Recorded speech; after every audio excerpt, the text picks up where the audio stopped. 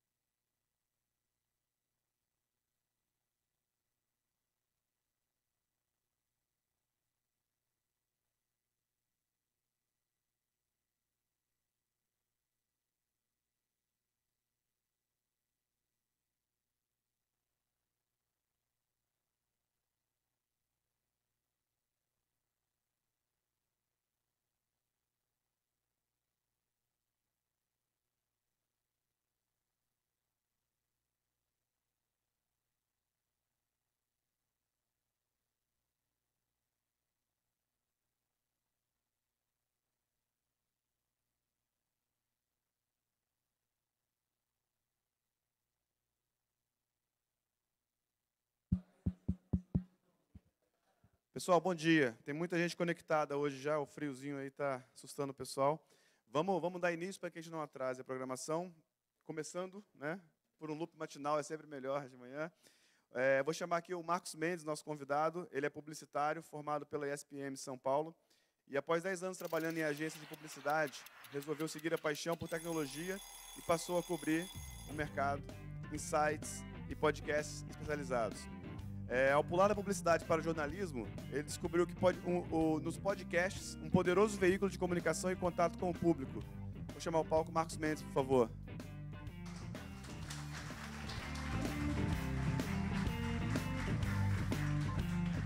Obrigado. Oi. Obrigado. Para quem não me conhece, eu sou o Marcos Mendes. Para quem me conhece, bom dia, galera! Bem-vindos ao Start VR, do domingo, dia 30 de abril. Como ele falou, né, eu passei 10 anos trabalhando numa agência de publicidade e fui me interessando cada vez mais por tecnologia e especificamente por cobertura de tecnologia. E como hobby, entrei num site chamado Blog do iPhone, que cobre a Apple e iPhone, o sistema iOS em geral. E o hobby, aos pouquinhos, começou a se tornar cada vez mais legal do que o meu próprio trabalho. Eu falei, poxa, talvez exista alguma coisa aí, né? Refleti sobre isso e migrei, fiz o hobby virar o trabalho. E passei a trabalhar full-time numa produtora de vídeo que tem um canal do YouTube chamado Loop Infinito. E comecei lá um projeto que é o Loop Matinal. E o Loop Matinal... Posso pegar Aí? Então tá. E o Loop Matinal é um podcast diário sobre tecnologia que eu apresento e comento notícias. No dia anterior eu leio as notícias, dou aquela mastigada, entendo, faço uma pesquisa e tudo mais, para no dia seguinte eu poder contar essa história para quem não tem tempo de ficar lendo as notícias de tecnologia ou não tem interesse em ler as notícias de tecnologia, mas quer saber o que está acontecendo. Eu entrego isso de manhãzinha de um jeito mastigado, que fique fácil de entender. E eu pensei em trazer aqui para vocês hoje, do ponto de vista de alguém que era um cliente de tecnologia e hoje olha para o mundo da tecnologia como uma coisa com um olhar crítico, né, para poder passar de forma responsável a informação e responsabilizar as empresas e congratular as empresas quando fazem coisas legais. Eu pensei em trazer aqui, cobrindo tecnologia nos últimos anos, o que eu aprendi que as startups devem fazer e, principalmente, não fazer para tratar do próprio público, como se comportar e tudo mais. E aquela coisa, né? Quando alguém resolve abrir a startup, você pensa mesmo, né? Qual o seu problema que você quer abrir uma startup? Não, sabe, porque a pessoa é louca, talvez também, mas qual é o problema que ela quer resolver, né? O que ela identificou que ela precisa se comprometer a abrir uma empresa, chamar um pessoal e tudo mais para fazer? Que problema que ela pode resolver? E isso de resolver um problema é curioso porque você começa com a ideia, né? E é o que a gente falou ontem. Aliás, muito do que eu vou comentar aqui já foi, de certa forma, comentado ontem, porque, apesar de não existir uma fórmula muito certa para você chegar lá, existem alguns comportamentos que são recompensados e que mostram que existe um caminho mais fácil a ser seguido. E um dos comentários que foi feito ontem foi isso aqui, né, que a ideia sozinha não resolve nada. Quando eu trabalhava no mercado de publicidade, você tem que ter ideias. Eu trabalhava na área de criação, então você tem que ter ideias constantemente e 18 tipos diferentes de ideia para resolver um mesmo problema. E aí você vai lá no seu cliente, você apresenta as suas ideias, ele escolhe uma, você faz, as outras ele critica ou dispensa. Às vezes a que você mais gostou nem é cogitada. Daqui a 6 meses, numa premiação de publicidade, por exemplo, você vê, a ideia acabou de ganhar um prêmio. Você fala, pô, essa ideia que eu tive essa ideia, e ela ganhou um prêmio, e eu nunca vou ficar famoso por isso, nunca serei reconhecido no mercado por isso, mas no final das contas, o que essa ideia representava para o seu cliente não era nada. Então, a ideia sozinha não resolve nada. O que resolve é a aplicação dessa ideia e como que ela pode resolver aquele problema específico. Então, assim, se você identificar um problema, você vai ter que ter essa ideia, mas ela sozinha não resolve nada. O que ajuda a começar a resolver é justamente você começar a montar um pessoal, uma equipe, né, e encontrar pessoas que tenham o mesmo perfil que você, que sejam parecidas com você, porque é que nem ontem, por exemplo, como o Monique estava falando, de abrir uma sociedade com um amigo pode ser um risco enorme, né? Mas se você encontrar pessoas que tenham a mesma cabeça do que você, né? E eu trouxe 3 casos que ilustram muito bem isso aqui. O primeiro, você tem, claro, né, 2 pessoas que eram amigas, mas que tinham um interesse muito particular em comum, numa época em que computação não era nada, né, conhecida. E Nesses 3 casos também, uma coisa muito particular é que, além deles serem amigos e deles serem parecidos, eles tinham talentos complementares, o que é importantíssimo para você começar a tirar a sua startup, a sua empresa do papel, né? Porque você sabe que, por exemplo, o Steve Jobs não programava, não sabia montar um computador, e o Steve Wozniak fazia exatamente isso, né? Então você vê aqui, inclusive, na câmera, ele que era um excelente vendedor, olhando misteriosamente, e o Steve Wozniak lá babando no computador que o cliente tinha acabado de montar, provavelmente falando, tira a mão daí que você vai estragar esse negócio, né? E a mesma coisa, por exemplo, com o Bill Gates e o Steve Ballmer, né? O Bill Gates, ele, apesar de ele ter feito o papel de CEO da Microsoft por muito tempo, ele tinha a parte técnica, que era um pouquinho do que tinha o Steve Wozniak, né, sabia programar, sabia como fazer o computador, e o Steve Ballmer também fazia um pouquinho do papel dos dois. Quem escuta o Loop Matinal sabe que eu costumo falar que o Steve Ballmer é uma espécie de bobo da corte do mundo da tecnologia, porque quando ele aparecia, ele sempre fazia um estardalhaço, chega no palco gritando, ele fazia comercial para vender o Windows, depois pesquisem, é muito engraçado, pesquisem de verdade, um vídeo mostrando ele anunciando o primeiro Windows. Ele parece sabe aqueles vendedores de colchão ou de carro dos Estados Unidos que parecem, você não vai acreditar, sabe quanto vai custar? $1.000? Não, não, não, não, não, você vai gastar $300 e você vai ganhar um jogo de paciência, exatamente. Fala, meu Deus, imagina uma coisa dessa hoje, né? E ele vestia esse papel e sempre o fez com maestria, né? E isso também era uma coisa meio complementar, porque isso ajudou, desculpa, isso ajudou no começo a desmistificar um pouquinho, né, que a tecnologia era uma coisa super complicada e tudo mais, e ficou mais pessoal, né? As pessoas falaram, tá, eu não sou um geek, mas eu consigo me identificar com esse cara aqui fazendo piadas de papai e sendo engraçado, porque no fim das contas ele é o mais real, acho que de todos eles aqui, era o mais real. E no fim das contas, claro, né, eu coloquei aqui o Walter White e Jesse Pinkman, porque eles da série Breaking Bad, e essencialmente tem uma frase nessa série que define muito bem essa situação aqui, que é quando o Walter White chega para o Jesse e fala assim, tá, a gente talvez não tenha até muita coisa a ver, mas eu conheço a química e você conhece o negócio, então a gente tem aqui a parte perfeita para conseguir, né? Tudo bem que é uma série que tem alguns temas meio polêmicos e tudo mais, mas até eles tinham um plano de negócio para começar a funcionar, né? Para quem não sabe, ele descobre que está com câncer, é um professor de química, eles começam a fazer drogas para ele pagar o tratamento dele. É basicamente isso. Existe um outro ponto que é tão importante quando você encontrar as pessoas que são iguais a você, é encontrar e se cercar de pessoas que são diferentes de você.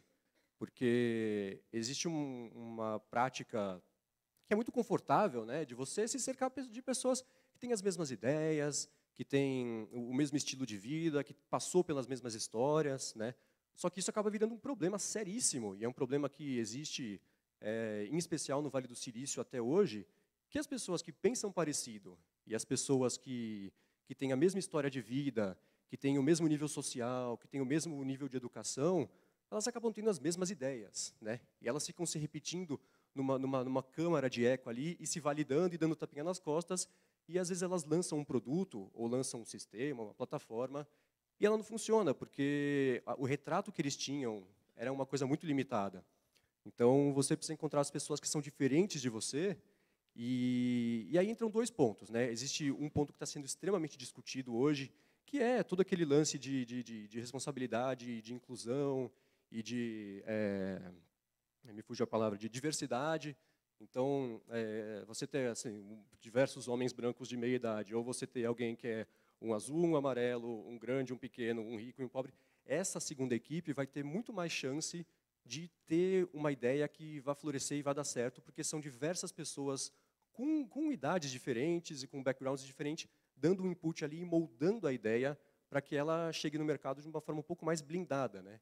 E existe uma outra questão aí de encontrar pessoas diferentes de você, que é a questão de disciplinas, né? Eu vejo também, nessa semana, inclusive, eu estava escutando um podcast de uma empresa de tecnologia que contratou um artista plástico e um músico para ajudar a conceber o software que eles estavam fazendo, né? Porque tem aquela frase, e eu vou falar algumas vezes sobre a Apple aqui na palestra, porque além de ser uma empresa que eu conheço e acompanho bastante, ela teve uma história, né, foi do céu ao inferno algumas vezes. Então, você consegue achar alguns retratos que ilustram bem alguns pontos, e um deles é exatamente esse, né? Você tem uma frase do Steve Jobs que é super famosa, que ele fala assim, que o design não é só como é que uma coisa é como ela funciona. E isso tem que ser levado em conta também na hora que você está desenvolvendo, né, não só um produto, mas o software dele, né? Como é que a pessoa vai interagir com ele, como é que vai ficar agradável. Até coisas bestas, né? Um som, uma coisa assim. Então, por isso que é importante você trazer pessoas, mesmo em empresa de engenharia, se você tiver um artista ali com você, talvez ele traga os inputs que você não teria de outra forma, e que são super pertinentes também, né? Então, é por isso que vale a pena você ter as pessoas super parecidas, mas também as pessoas super diferentes, porque é aí que você consegue formar a equipe coesa para começar a fazer o seu produto, né? E se você juntar essa equipe com a sua ideia, a identificação de um problema que você teve lá atrás, você começa a conseguir desenvolver o que só você tem a acrescentar no mercado. Qual que é o problema que só você consegue resolver? Que é a parte que eu chamei aqui para... Tá funcionando? Não quer brincar. Que eu chamei aqui de quem é você na Night.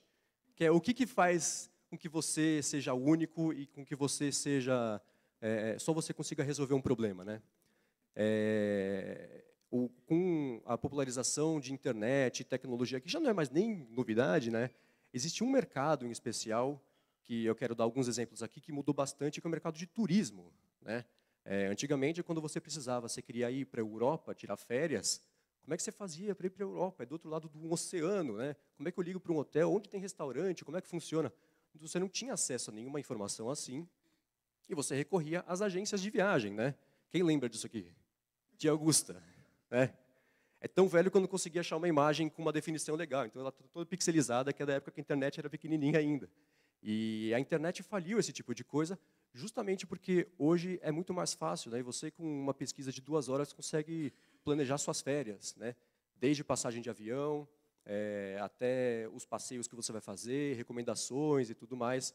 E o mercado de turismo e de serviços em especial, mas o de turismo mudou muito, né? E dentro do mercado de turismo você tem o mercado de hotéis, e quando esses caras chegaram, eles acabaram incomodando muita gente, ainda incomodam muita gente, porque eu sou um usuário há alguns anos do Airbnb, e depois que eu fiquei no Airbnb, eu nunca mais fiquei em hotel, porque quando você aluga uma casa, ou você aluga um quarto, ou o que seja, né? O Airbnb você consegue alugar desde o sofá de uma pessoa até um apartamento inteiro. Eu já fiquei, na maioria desses casos, fiquei numa casa que o dono da casa morava lá e ele alugava só um quarto. Fiquei numa casa em que tinha 3 ou 4 quartos, os 4 eram alugados para pessoas diferentes, e fiquei numa casa inteira para mim. E quando as pessoas se hospedam numa casa de Airbnb, elas percebem que elas conseguem viver melhor a cidade, elas se sentem mais incluídas na cidade, do que num hotel, que é sempre aquela coisa, né? Por mais que um hotel tente ser legal, você está no quarto de hotel, o quarto de hotel é relativamente parecido em Tóquio, em Munique ou aqui em Volta Redonda, né? Porque é uma coisa meio encaixotada e feita de forma meio serial. Mas isso não significa que se você tiver um modelo de negócios que funcione bem em um tipo de mercado, que isso não possa ser adotado para outros mercados, né? Ontem um exemplo que foi muito legal, que surgiu ontem, durante as conversas de ontem, foi a Quinto Andar, que essencialmente pegou o modelo de negócios do Airbnb, de aluguel de casa, de um jeito fácil e tudo mais, e, de certa forma, moldou isso para o aluguel de você achar um lugar para morar, né? Enquanto o Airbnb você acha as casas só para ficar um pouquinho, no Quinto Andar você acha as casas para você morar, e também facilitou e tudo mais. E isso trouxe uma grande mudança para o mercado. E existem outros exemplos de outros mercados, sempre de serviço, que eu acho que são os mercados que historicamente eram mesmo mais engessados, e com acesso à tecnologia e informação e tudo mais, eles acabaram com novidades, e as pessoas conseguiram ver que existiam outros caminhos para você conseguir chegar lá. Uber, né, tão citado e tudo mais, eu sei que aqui na cidade é um tema um pouco polêmico falar de Uber, mas ele trouxe diversos questionamentos em todas as cidades onde ele chegou. Ele incomodou, porque existiam as regras que já estavam estabelecidas há anos, e fez as pessoas se questionarem se essas regras estão aqui há muito tempo, por que elas estão aqui há muito tempo? É só porque tem que ser assim? Ou sem isso o mercado não funciona? E o próprio modelo de negócios do Uber com os motoristas, né, é um território meio inexplorado ainda. Tem muitos países onde os motoristas tentam se sindicalizar e tentam dizer, nós somos funcionários de vocês, precisamos de benefícios. E o Uber fala assim, você não é meu funcionário, você trabalha a hora que você quiser, você fica com a maior parte do dinheiro que você gera, eu pego só um pedaço. Você usa o seu carro para dirigir, como é que você vai querer plano de saúde? Não tem nem onde tirar esse dinheiro do plano de saúde, né? Então, em todos os mercados, tanto da parte de fora, né, de fora que eu digo assim, de lidar com a sociedade, quanto a parte de dentro de lidar com quem trabalha com a plataforma, o Uber trouxe um modelo de negócio, né, aquela palavrinha mágica de startups, disruptivo o suficiente para chacoalhar todo o mercado, né? A mesma coisa, um exemplo que foi dado ontem, que é muito legal, do Waze, né, que o Ricardo estava dando, que é, assim, ao invés de você ter uma empresa que faz o hardware do GPS, você faz só o software e instala no telefone, porque as pessoas atualizam o telefone o tempo inteiro, o hardware vai melhorando, então as pessoas acabam, de certa forma, trabalhando para você, porque elas também geram os dados, que são usados na plataforma.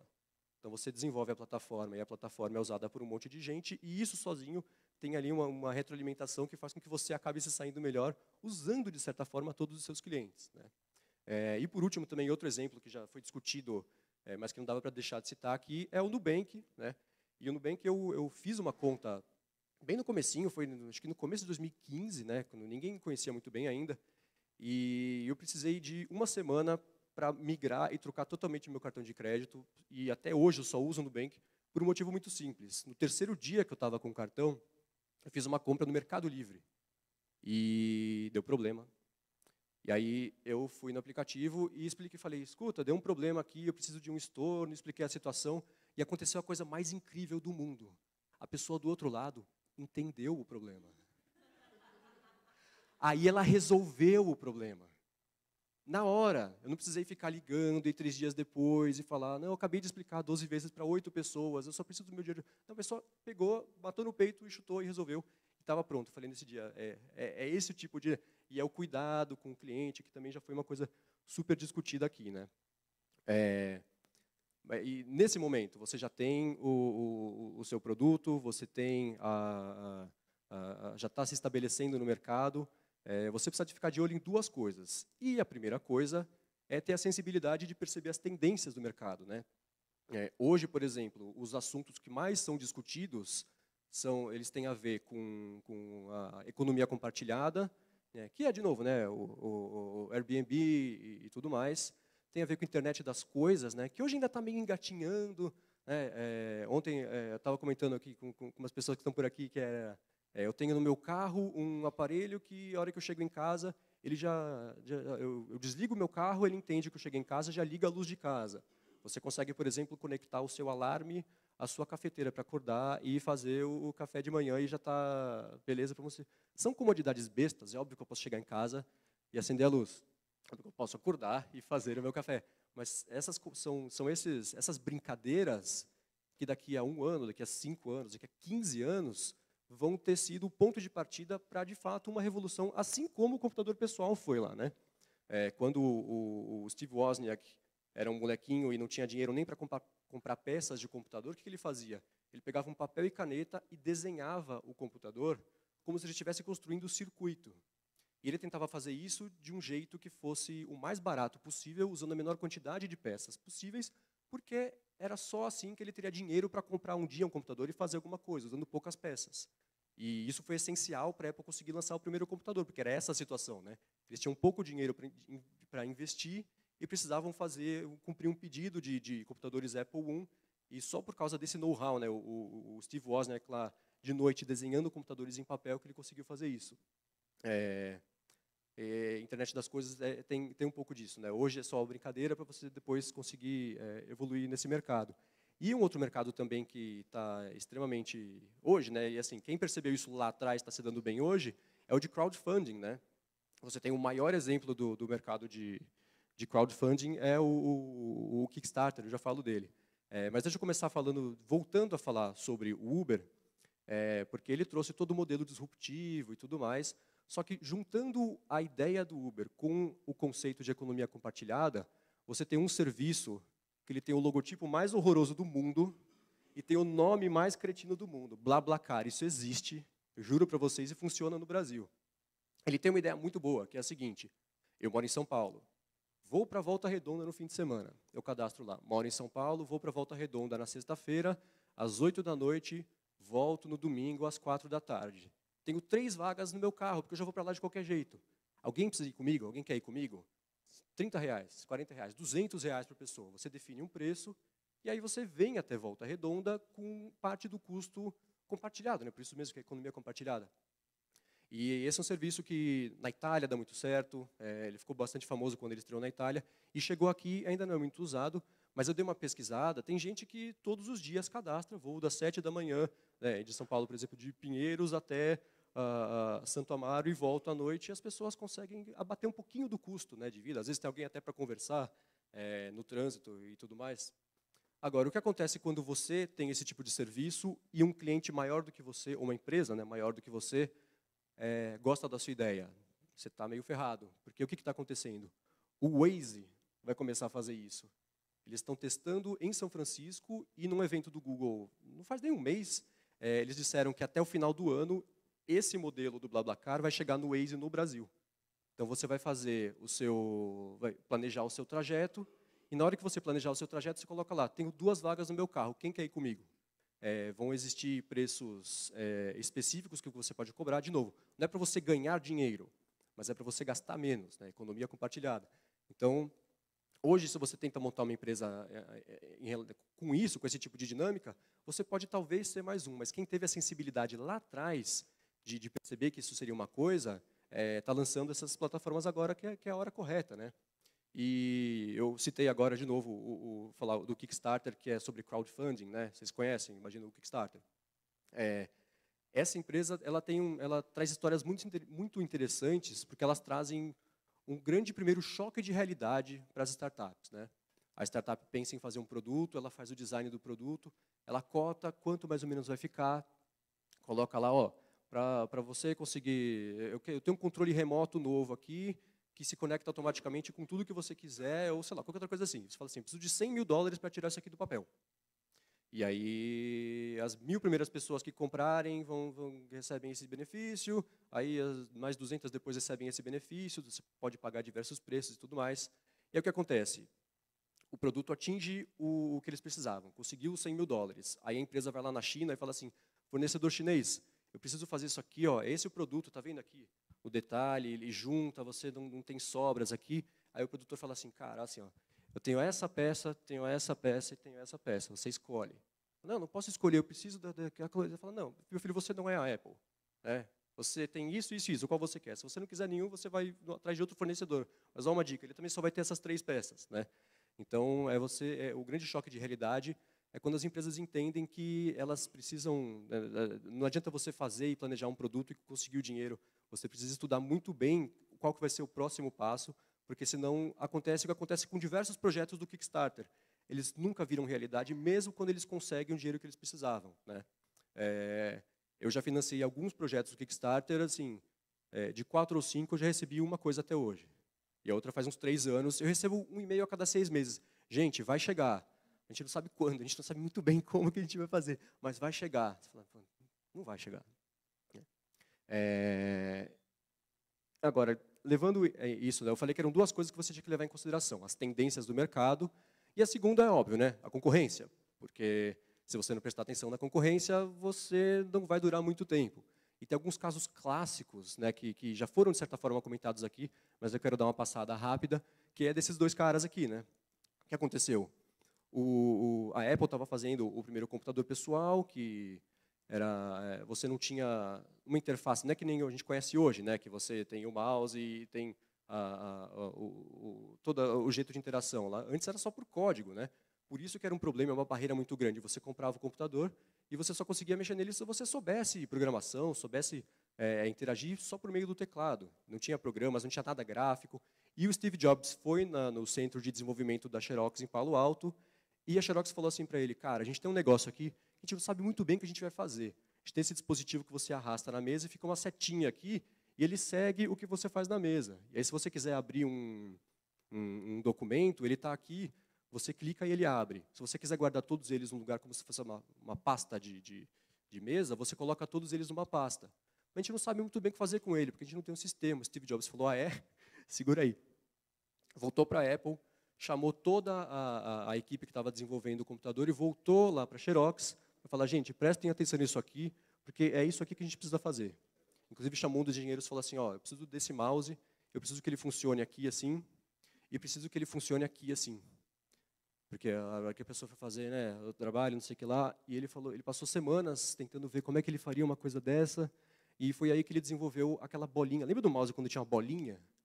A bolinha é isso, ela só existia porque ela precisava funcionar em qualquer tipo de superfície, né? Por causa do pedido do Steve Jobs de funcionar na calça jeans, se ele quisesse trabalhar naquela posição de dar na dor das costas depois. E aí o que aconteceu?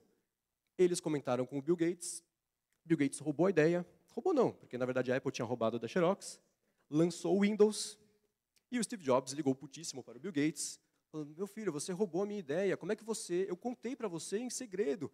E o Bill Gates falou assim, olha, do jeito que eu olho, é como se vocês tivessem entrado no escritório da Xerox para roubar uma televisão e se deparassem com a gente saindo com a televisão.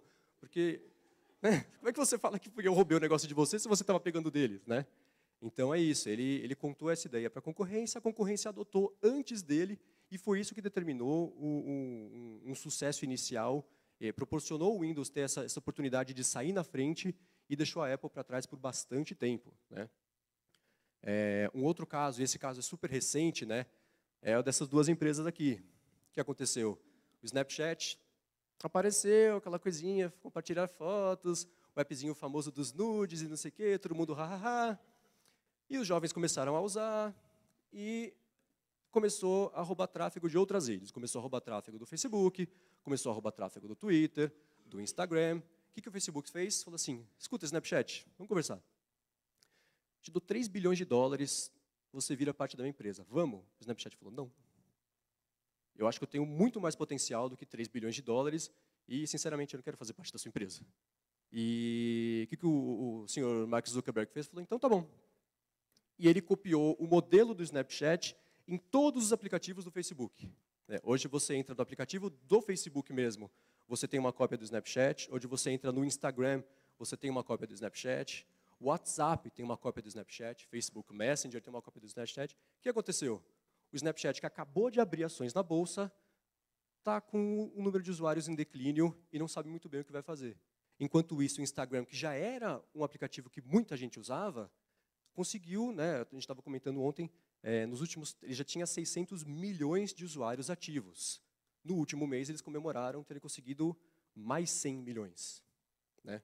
Então, você já tinha uma base enorme, e com a adoção do modelo da concorrência, a pessoa já usava o aplicativo mesmo, vamos usar a pessoa quer usar o recurso. Né? Então, eles fizeram isso e conseguiram, de certa forma, conter o avanço do Snapchat, e agora o Snapchat está numa encruzilhada, acabou de abrir as ações da Bolsa. A única solução que eles tinham, a solução, não existia esse problema de compartilhar fotos, né? Mas eles acharam um jeito divertido de fazer isso e conseguiram lançar um produto que acabou perdendo o valor, porque outros, que nem o caso do BlaBlaCar e do Waze, né? E ainda sobre esse lance da concorrência, lembra de BlackBerry? Né? Tem aquela brincadeira de que BlackBerry não viu a Apple no retrovisor e deixou passar super longe. E, além da BlackBerry, tem a frase, né? Ontem, de novo, foi comentado o lance do Steve Ballmer, né? Quando perguntaram para ele, escuta, você tem Windows Phone, né? tá rolando, mas a Apple acabou de anunciar esse iPhone, anunciou em janeiro para vender em junho. Então, foi meio ano de só falação e expectativa e tudo mais, né? Aquele telefone que parecia, na época, uma tecnologia meio alienígena. E falando para o Ballmer, e aí, cara, o que você vai fazer? Ele deu uma risada e falou assim, olha, na boa, esse é o telefone mais caro do mundo, ele não tem um teclado, como é que você manda e-mail? Não vai ser muito bem usado pelas pessoas de negócios. E, assim, hoje, a gente aqui da Microsoft vende milhares e milhares e milhares de celulares todos os dias. E a Apple vende quantos? 0. Né? O nosso celular, você quer mandar e-mail, você consegue. Você quer navegar na internet, você consegue. Você quer fazer alguma coisa, você consegue. Mas, assim, e a Apple não faz nada disso hoje. Então, hoje eu olho para a nossa estratégia e eu estou gostando muito do que eu vejo. Mas vamos ver como é que vai ser quando eu lançar. A gente viu, né? Hoje o Windows Phone tem 0,1% do mercado. E por outro lado, né, olhando agora para a Apple, existe uma frase que é muito legal do Tim Cook, que é a seguinte. Perguntaram para ele, vocês desenvolveram o iPad que está roubando o público do Mac, né? As vendas do Mac estão em queda. Porque as pessoas estão comprando iPad. Ele falou, olha, se eu não fizer isso, alguém vai fazer. Então é melhor que o meu cliente continue na minha base, porque se ele vai comprar um tablet de qualquer jeito, que seja o meu tablet, não o tablet da concorrência, porque é uma porta de entrada para a concorrência, né? A mesma coisa com o iPhone. Imagina se a Apple tivesse resolvido não lançar o iPhone, porque ia começar a fazer com que as vendas de iPod caíssem, né? Na época, isso foi questionado. E hoje, o que é iPod, né? Qual foi a última vez que vocês compraram, usaram um iPod, né? Então, você não pode ter medo de canibalizar os seus produtos, porque o mercado vai sempre evoluir, né? E se você não fizer isso, se você não resolver favorecer um produto novo e acabar com um produto velho seu, alguém vai fazer isso e você vai ficar para trás da mesma forma. E é aí que vem uma outra coisa que foi bastante discutida aqui, né, que é para você errar rápido, para que você possa errar melhor depois, né? Errar rápido é o seguinte, né, assuma os seus erros. Se você errou, beleza, errei, aprende com isso, e você vai errar de novo depois, e de novo depois, e outra vez depois. Mas cada vez que você errar, você vai aprender alguma coisinha, e quanto antes você conseguir assumir esse erro e seguir em frente, mais rápido a sua empresa vai ter a velocidade de escape. E depois, para lançar uma coisa, a hora que engatar, você está feito, né? Então, essa é a brincadeira do R rápido e R melhor. Eu vou trazer aqui alguns exemplos disso, a começar por isso aqui. Esse aqui, para quem não sabe, é o primeiro logo da Apple. Ele foi desenhado por um dos engenheiros. E, inclusive aqui, você, além de ter todos esses detalhes, aqui fala Newton, uma mente para sempre presa em pensamentos estranhos no mar. Quer dizer, olha que coisa horrorosa, né? E imagina se eles tivessem, né? É o logo da nossa empresa, custou caro, a gente passou tanto tempo fazendo. Como é que a gente vai mudar? Cara, muda rápido e deixa melhor, né? Uma outra coisa, isso aqui é uma história super famosa, de quando o Steve Jobs foi mandado embora da Apple, pelo CEO que ele contratou, ficou um tempo fora, fundou a Pixar, fundou a Next, depois a Next foi comprada para fazer parte da Apple, e a Apple estava com problema, faltava 90 dias para ela fechar as portas, estava falindo, não tinha dinheiro, não tinha o que fazer, e chamaram o Steve Jobs, ele olhou a linha de produtos da Apple, que era uma coisa gigantesca e não fazia o menor sentido, né? Eles tinham PDAs, tinham impressoras, tinha uma linha de computadores que nenhum dos gerentes de produto conseguiam enumerar, porque era tanta opção. O Steve Jobs falou, corta tudo isso, não precisa de nada disso. A partir de hoje, a gente vai ter essa matriz e são só esses produtos que a gente vai fazer. A gente vai ter na parte de cima aqui computadores e na parte de baixo laptops.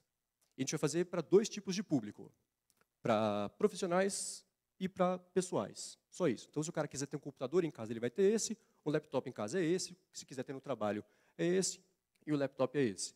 E isso foi o primeiro passo que fez com que a Apple conseguisse voltar junto, de novo, né, que foi comentado ontem, com aquele investimento que a Microsoft fez e tudo mais, que inclusive trouxe o Internet Explorer como padrão do Mac, os clientes da Apple não ficaram nada felizes com isso. Foi isso que fez a Apple conseguir voltar, né? Então, vamos matar todos os produtos e aprender com os erros que a gente fez, né, de ter uma linha de 40 e 12 coisas que não fazem o menor sentido entre si, e vamos seguir em frente, né? Uma outra coisa também, desculpa pela qualidade, de novo, né, durou tão pouco tempo que a qualidade da foto não está muito boa, mas este aqui é o Android antes da apresentação do iPhone. Esse aqui é o Android depois da apresentação do iPhone. O Andy Rubin, que é o cara que inventou, que criou o Android, ele contou essa história recentemente, que ele estava na estrada, o Google vinha desenvolvendo isso aqui há um tempão, e no dia da apresentação do iPhone ele estava na estrada. Ele disse que parou o carro para escutar, e a hora que ele viu o iPhone e viu como funcionava, ligou no escritório e falou, gente, vocês estão vendo isso? Eu sei, fudeu. Pararam o projeto, refizeram do zero e chegaram nisso aqui, que é o único, né? Quem vai usar isso aqui, cara? Só quem usa BlackBerry, que é só um pouquinho mais do que o Windows Phone hoje, né? Então, de novo, assuma que você errou, já gastou um dinheirão desenvolvendo isso aqui. Cara, se você lançar, você vai gastar outro dinheirão recolhendo depois. Então, para o que você está fazendo, reformula, errou, melhora, né? Um outro caso super legal, vocês já viram isso aqui? Alguém sabe o que é isso aqui? Isso aqui, quando a Netflix apareceu, o maior concorrente dela era a Blockbuster, porque a Netflix era um serviço que você ia no site, tinha o catálogo de filmes, você pedia, eles mandavam DVD pelo correio, você assistia, mandava o DVD de volta para a Netflix, e era isso, a Netflix era só isso. Foi passando o tempo, eles perceberam que as os aluguéis e até as vendas de filme estavam caindo, porque as pessoas estavam achando outros jeitos de fazer, de consumir esse tipo de conteúdo, e disponibilizaram o streaming. E eles cometeram um erro enorme, que foi separar os negócios deles. Eles criaram uma espécie de Netflix só de DVDs e Netflix de streaming. Isso que eles falaram, não quero isso, você está estragando o serviço de vocês. Não me importa como você entrega, você é uma empresa e eu quero o seu produto. Eles assumiram um erro e voltaram depois e foram faseando, né? Se antes o maior concorrente da Netflix era Blockbuster, quem que é Blockbuster hoje? Né? Mesma coisa no mercado de streaming de áudio, né?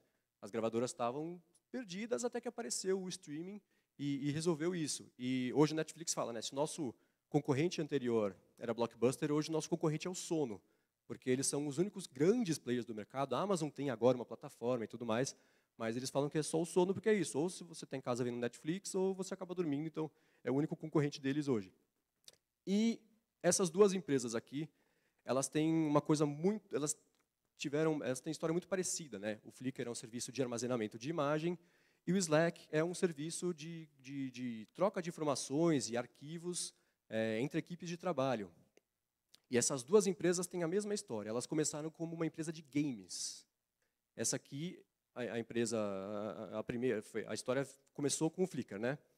Eles eram uma empresa de games, conseguiram um montão de dinheiro de investimento, começaram a desenvolver o jogo, o dinheiro foi acabando, o jogo não melhorava, ninguém queria comprar, eles falaram, tá, assim, não vai ter jogo. Investidores, vocês querem o dinheiro de volta? Falaram, sobrou só uma merreca. A gente já investe um monte de empresa, fica com esse dinheiro aí, porque nem adianta você devolver. O que eles fizeram? Eles pegaram esse dinheiro que tinha sobrado e falaram, nossa plataforma a gente construiu aqui para enviar entre nós aqui os screenshots, né, as imagens que a gente estava desenvolvendo. Por que a gente não faz isso virar uma plataforma?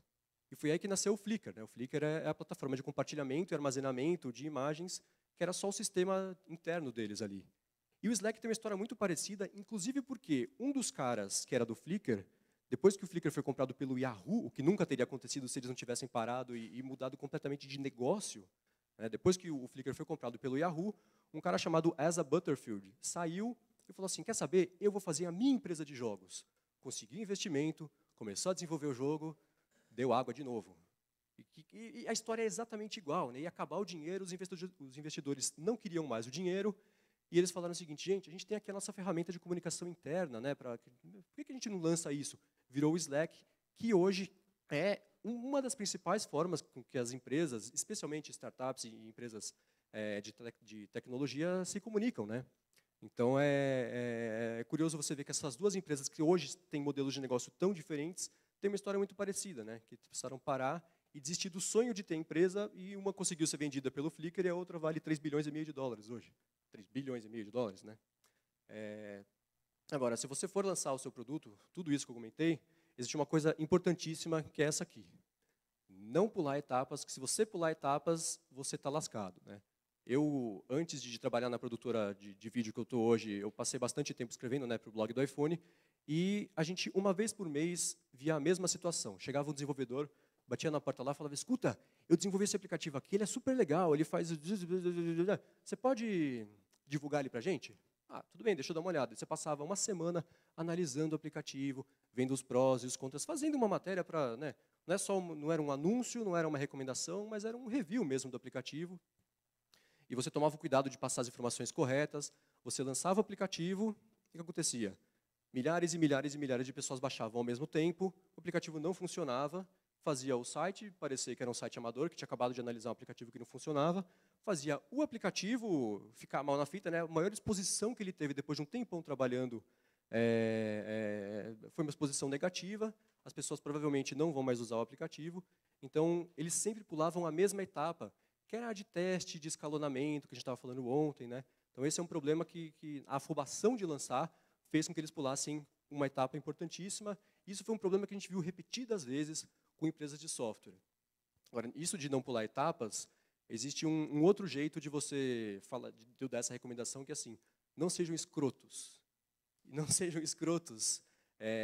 Hoje tem uma empresa que é o exemplo de uma empresa que pulou etapas e foi escrota em todo o processo do caminho, que, de novo, é o Uber. Né?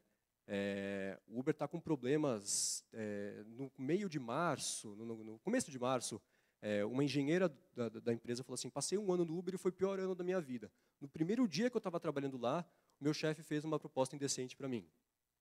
E eu fui na RH e falei, RH, olha isso aqui.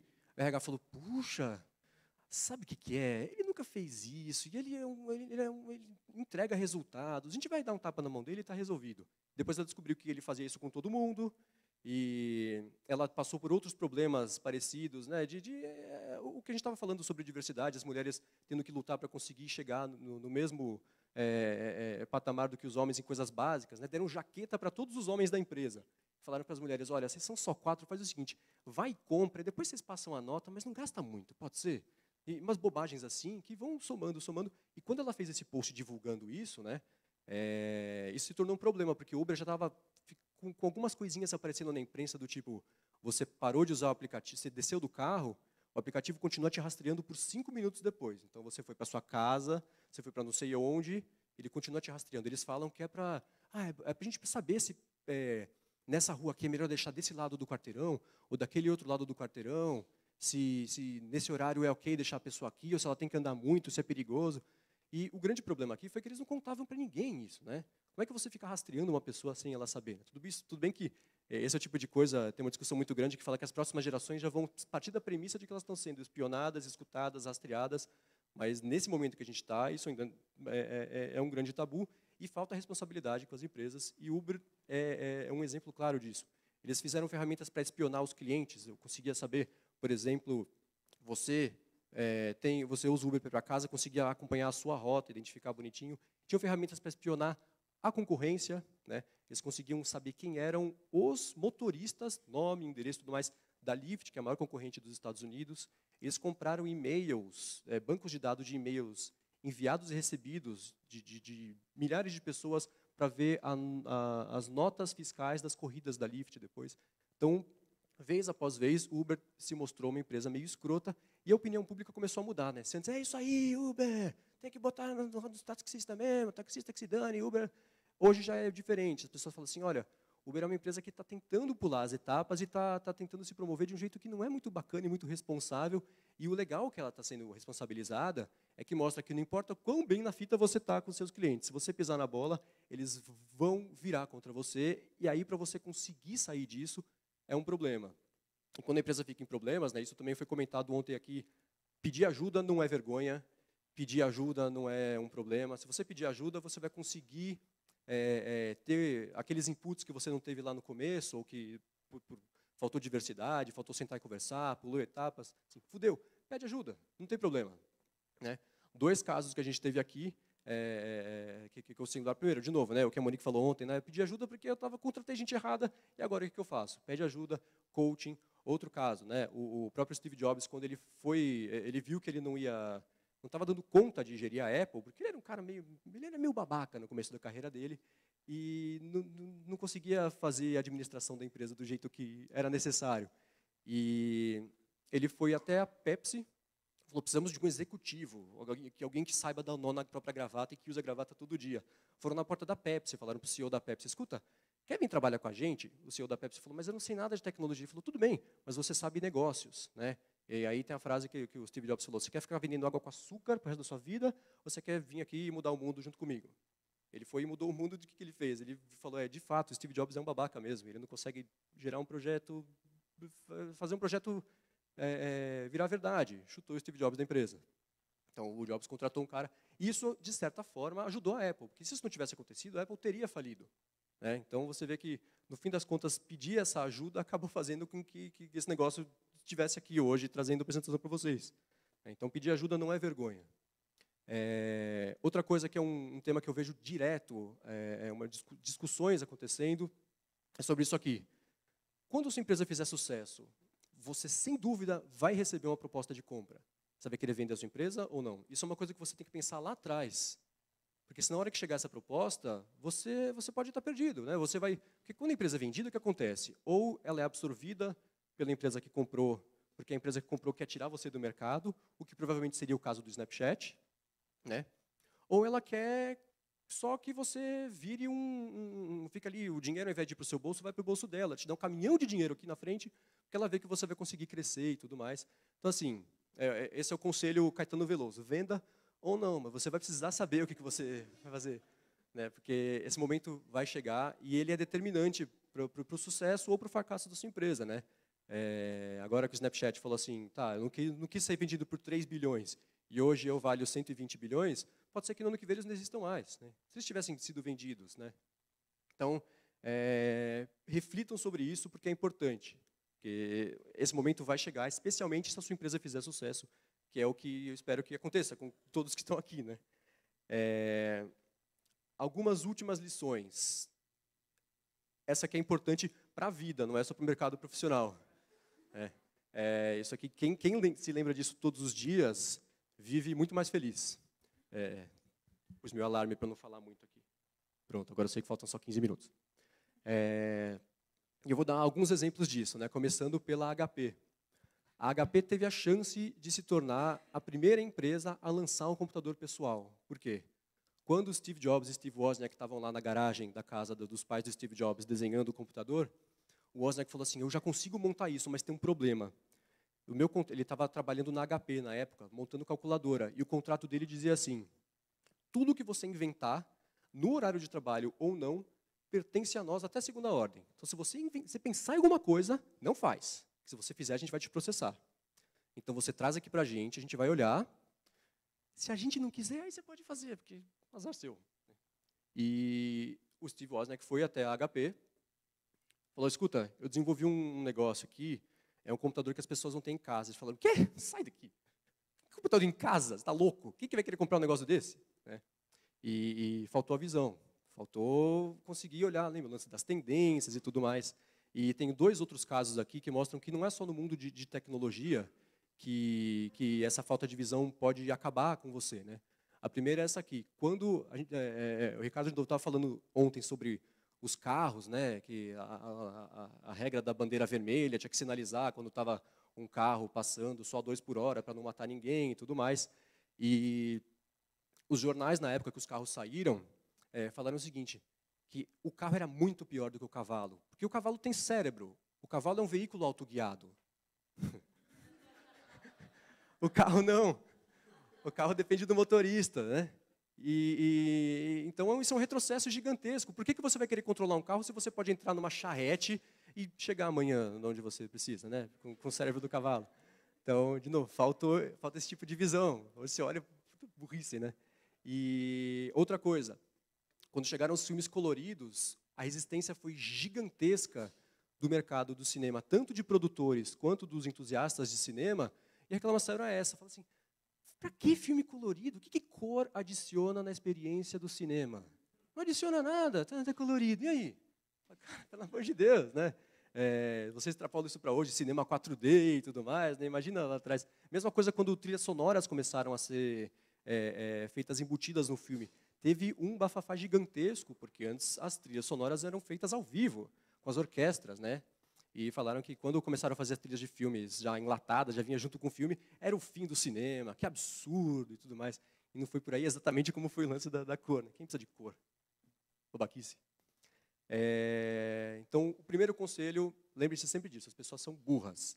Falta visão, e se você for criticado por isso, lembre-se disso, porque você vai ser criticado o tempo inteiro, por tudo. Né? Apareceu, vai ter alguém que vai estar lá sem camisa, no porão da casa da mãe, falando, você é um babaca, que nunca vai chegar a lugar algum. Fala assim, você tem 40 anos e mora, né, no porão da casa da sua mãe. Então, isso sempre vai existir. As pessoas que não têm a visão, mas são as primeiras a falar, você está errado. Tá bom. A segunda coisa, as pessoas são sacanas. Então, quando você aparecer, vai chegar de algum lugar, e quando você aparecer e começar a ter o sucesso e tudo mais, né, vai chegar de algum lugar alguém que falou, que contou essa ideia para você, e então é por isso que você deve 20 bilhões de dólares para ela. Vai chegar alguém que falou que assim, um dia vocês estavam no bar e falaram que iam fazer uma sociedade, então vocês são sócios e por isso ela tem direito a metade da sua fortuna. Existem os patent trolls, né, que são tanto empresas quanto pessoas mesmo que passam a vida registrando coisas. Né? Eu vou patentear um sistema tubular de tráfego de líquidos que podem ser usados sob determinadas pressões. Aí eu vou lá e invento uma caneta. O cara fala assim, isso é meu. tem um tubo com líquido que é acionado a determinada pressão. Caneta, você me deve $1 bilhão. Então, e existem empresas que vivem só disso. Por isso, inclusive, agora, faz uma semana, o Google anunciou, junto com uma outra empresa que me fugiu o nome agora, um plano chamado Patent Shield, que é o seguinte, né? Como as startups vão inevitavelmente elas vão sofrer esses processos dessas empresas que vivem só ganham dinheiro, não fazem nada, registram todas as ideias, mas nunca fazem nenhum produto, né? O Google falou o seguinte: então vamos fazer assim, a gente disponibiliza aqui esse caminhão de patentes para vocês usarem, porque aí vocês não vão ser processados. Porém, em troca disso, eu quero uma participação pequena sobre a sua empresa. Fechado? E aí é parecido com aquela história de você vender ou não, né? No fim das contas, assim, você vai dever um pouquinho para o Google, mas não vai ser processado lá na frente por uma ideia que pode ser uma ideia de $1 bilhão, ou você pode só acabar dando acesso à sua empresa para o Google, que vai ficar olhando e falando, poxa, legal essa ideia aqui, né? Daqui 3 anos lança um produto que é super parecido com o seu, e ele fala, você estava usando a minha patente, você fez um acordo comigo, você ainda quer dinheiro? Vai para casa.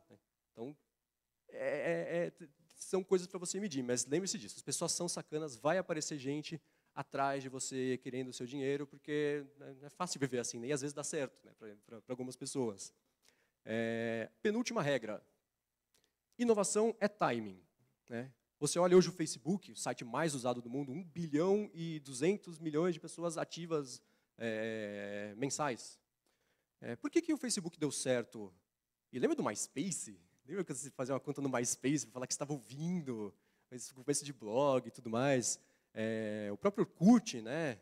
Friendster, teve um monte de site assim antes. Por que nenhum deles é o Facebook? Porque nenhum deles chegou junto do celular.